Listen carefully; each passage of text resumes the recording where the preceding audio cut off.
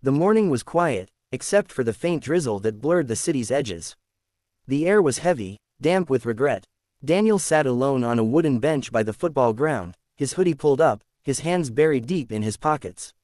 The field stretched out before him like a battlefield after defeat, goalposts standing tall like sentinels, the white lines fading beneath puddles of rain.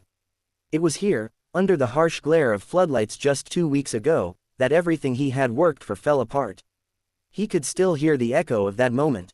The crowd chanting his name, the tension building, the weight of expectation pressing on his chest. One kick, that's all it was supposed to be. One strike to win the championship. His teammates had done their part. All eyes had turned to him. He remembered the ball at his feet, his pulse drumming in his ears, his heart screaming to stay calm. He took a deep breath, ran forward, and struck the ball, too high, too fast. The sound of it smashing against the crossbar rang out like a cruel bell. Then came the silence, followed by 1,000 voices turning into gasps, groans, and disappointment. That sound had followed him ever since. He'd hear it at night, right before sleep.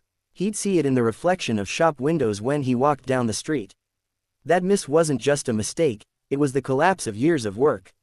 Every morning run, every extra hour of practice, every no he'd said to parties and friends, all of it had led to that one moment, and he had failed. The media tore him apart. The headlines were merciless. Golden Boy falls short. The miss that broke the city. He didn't even have the courage to open social media anymore. His name, once celebrated, had become a joke. His parents tried to comfort him. His mother said, "You'll get another chance, love," but her voice carried the kind of sympathy that only deepened the wound. His father tried to stay strong, but Daniel could see the disappointment hiding behind his quiet nods. His teammates told him not to worry, that they'd win next time. But he knew the truth. They blamed him, just as he blamed himself. Now, sitting on the same field where his dream had died, Daniel felt hollow. The rain dripped from his hood onto his hands, and he rubbed them together for warmth. He didn't care about the cold anymore. He didn't care about much, really. People passed by on the street, umbrellas up, faces down, living their own lives. No one stopped. No one noticed the broken young man sitting in the rain, holding on to nothing but failure. For the first time in years, he considered giving up. The thought crept in quietly at first, maybe this isn't for me. He had built his identity around football, around winning, around being the one. But now that he'd fallen, who was he? The idea of quitting felt like surrender, yet staying in the game felt unbearable. He pulled out his phone and opened the last message his coach had sent. "Don't disappear, son. We fall so we can learn." At the time, Daniel had scoffed. Learn what? How to be humiliated in front of thousands of people. How to watch everything you love crumble. He'd ignored the message, but now, sitting there in the misty morning, he couldn't stop thinking about it. Why do we fall? The question hit him like a whisper in the back of his mind.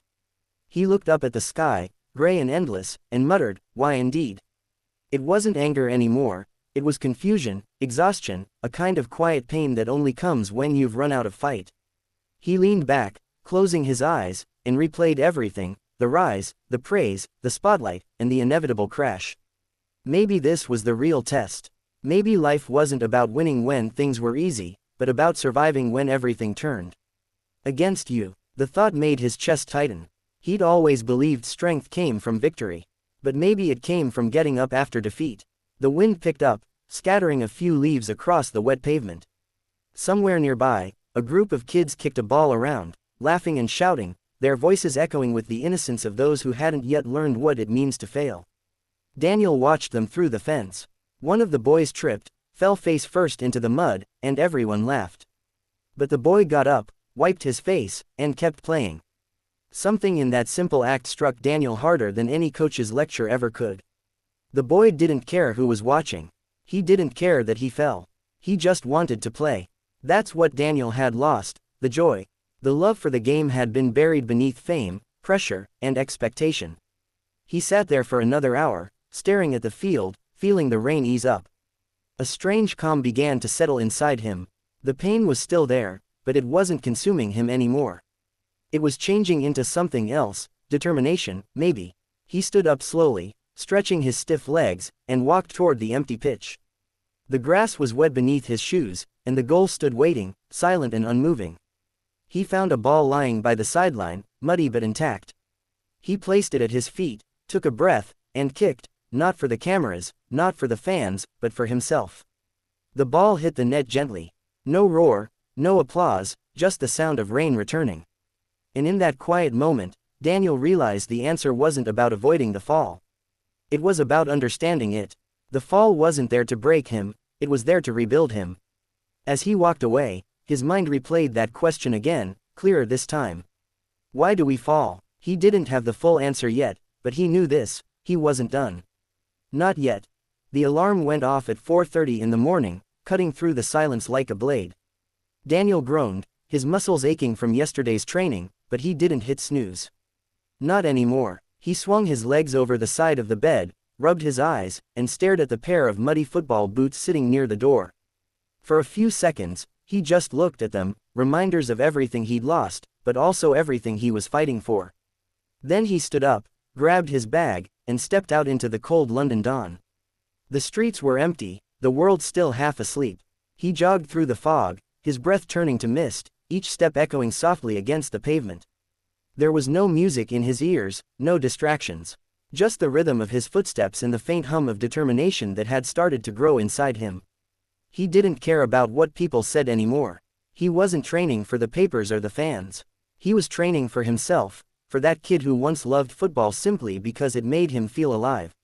When he reached the pitch, the grass was still wet from the night rain. The sun hadn't risen yet, and the air smelled of earth and dew. He dropped his bag, stretched, and began to run drills. Sprints, lunges, ball control, passing. No cameras, no applause. Just work. He could still remember the sound of that missed penalty, but now, instead of haunting him, it pushed him forward. Every miss had become a lesson. Every failure, a reminder. The first few weeks were brutal. His body screamed in protest, and there were mornings when he wanted to stay in bed. But every time that thought crept in, he remembered the boy on the street, the one who fell in the mud and got back up without caring who was watching.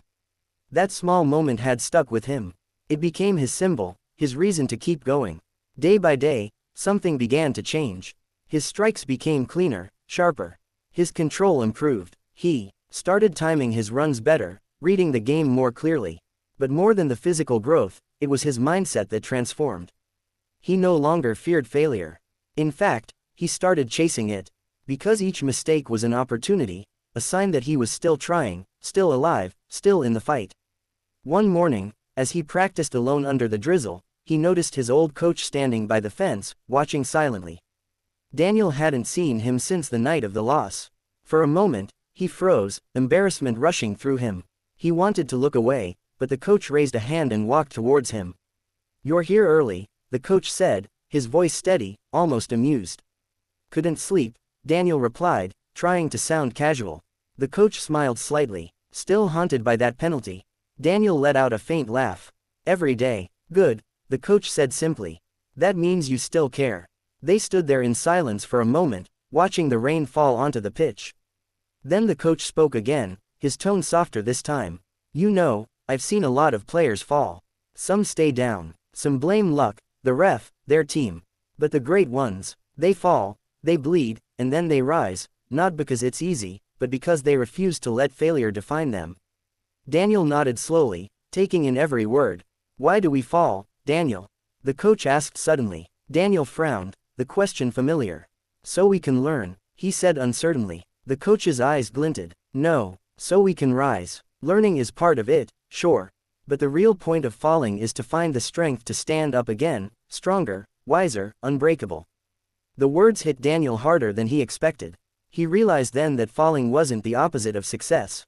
It was part of it, the foundation, the test that separated those who talk from those who act. From that day on, his training changed. It wasn't just physical anymore, it was mental.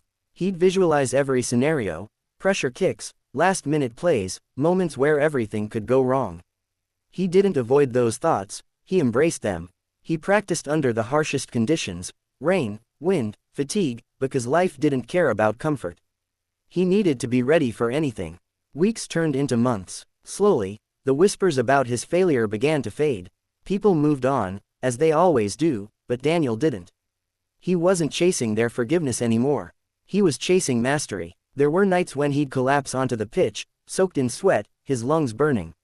And in those moments, lying on his back under the night sky, he'd smile. Because this, the grind, the pain, the solitude, was what greatness looked like when no one was watching. One evening, after an especially grueling session, his coach clapped him on the shoulder and said, "Now you understand, don't you?" Daniel looked at him, confused.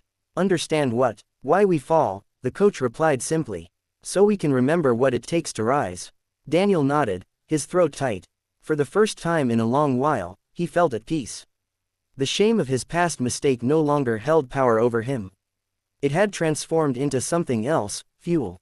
He packed up his things, walked off the field, and looked back at the empty goalpost behind him. It no longer looked like a reminder of failure. It looked like a challenge, a promise that he'd face again, but next time, he'd be ready. And as he walked home through the quiet streets, a single thought echoed in his mind, steady and strong: falling isn't the end. It's the beginning of becoming unstoppable. The stadium lights burned bright against the night sky, casting a golden glow over the field. The roar of the crowd vibrated through the air, a living pulse that seemed to shake the ground beneath Daniel's boots. He stood on the pitch, heart pounding, staring at the same goal that had once shattered him. The same white net, the same penalty spot, the same pressure. But this time, everything was different. It had been a long, unforgiving year since that fall. The memory of that missed penalty had never left him, but it no longer controlled him. It had become part of him, a scar that reminded him not of failure, but of resilience. Every early morning, every drop of sweat, every bruise and blister had led him to this moment. And now, as the referee blew the whistle and the stadium fell silent, Daniel felt something he hadn't felt before: calm. He placed the ball carefully on the white spot. The sound of the crowd dimmed in his ears, fading into nothing but the rhythm of his heartbeat. He could feel thousands of eyes on him, waiting, judging, hoping. Somewhere in the stands, he could see his parents, his mother clutching her scarf, his father with that same quiet pride he'd seen as a boy. His coach stood on the sidelines, arms folded, nodding once. It was all the reassurance he needed. He closed his eyes for a second and took a deep breath. In that moment, the noise, the lights, the weight of the past, it all disappeared. All that remained was him and the ball. He remembered the pain, the humiliation, the endless nights of training. He remembered asking himself why he'd fallen in the first place. And now he knew the answer. He fell so that he could rise as someone who could face this moment without fear. He opened his eyes. The keeper stood ready, crouched low, eyes sharp. Daniel's heartbeat slowed. He whispered under his breath, "This time, I rise." Then he ran forward, steady, focused, unshaken. His foot connected with the ball, clean and precise, and for a split second, time seemed to stop. The ball curved through the air, spinning just past the keeper's fingertips, and slammed into the back of the net. The stadium erupted. The sound hit him like a wave, thousands of voices screaming his name, banners waving, chants echoing through the night. His teammates sprinted toward him, arms wide, their faces glowing with joy. They lifted him high, cheering, shouting, laughing. Daniel's chest heaved, his lungs burning, but he couldn't stop smiling. He looked up at the sky, rain beginning to fall, and let it wash over him. It wasn't the goal that mattered most. It was everything that came before it: the failure, the doubt, the countless mornings spent training in silence when no one believed in him. The victory wasn't in scoring. The victory was in standing there again, in daring to try one more time after the world had seen him fall. As the crowd continued to cheer, his coach walked onto the field and gave him a look, not of surprise, but of pride. "Told you," he said quietly. "Falling's not the end, son. It's how you rise that makes you who you are." Daniel nodded, his throat tight with emotion. He didn't trust himself to speak, so he just smiled and embraced the man who had believed in him when he didn't believe in himself.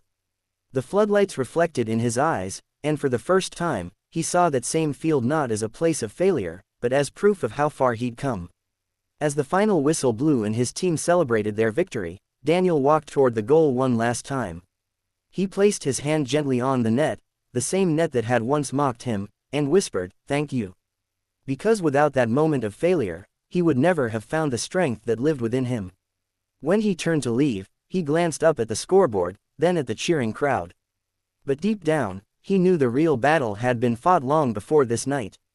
It was fought in silence, in the dark, when no one was watching. And that was the victory that truly mattered. He walked off the field slowly, soaking in every second, every cheer, every heartbeat. Because